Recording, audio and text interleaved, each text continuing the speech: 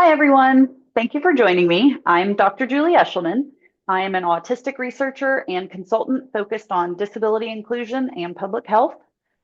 And I want to talk today about the term neuro-affirming and what it means.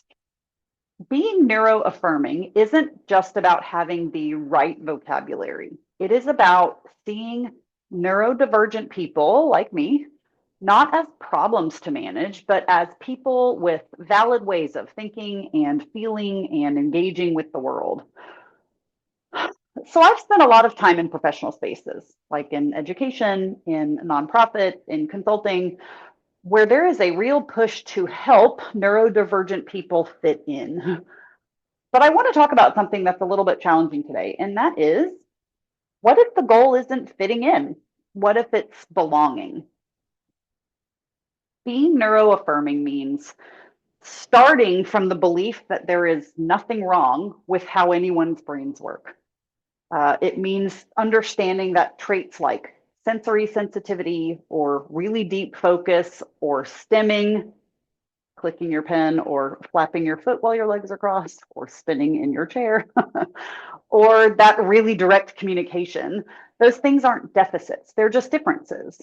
And when we can support those differences instead of trying to erase them, we all get access to a much wider range of insight and creativity and basic humanity, I think.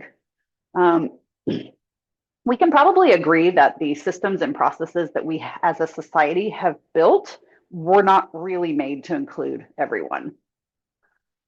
Being neuro-affirming means being willing to challenge those systems that don't work for enough people, especially if those systems are set up to reward conformity over authenticity. So that includes challenging the language that we use. When we say things like high functioning or low functioning, or when we expect quiet compliance as a signal that someone is doing well, we're really centering our own comfort with interacting with someone over genuine connection with people who are different. So I think that we can ask some better questions that help us be more neuro-affirming. So things like, does this environment or situation support different ways of thinking and communicating? Or are we trying to reduce those differences? Am I listening to someone with curiosity, or am I just assessing this person against an expected norm in my head? Am I offering support that reflects someone's goals and strengths, or am I pushing this person to do something that looks typical to me? So being neuro-affirming does not mean lowering anyone's expectations. It means realigning them so that success is defined by the person and not the system that they are in.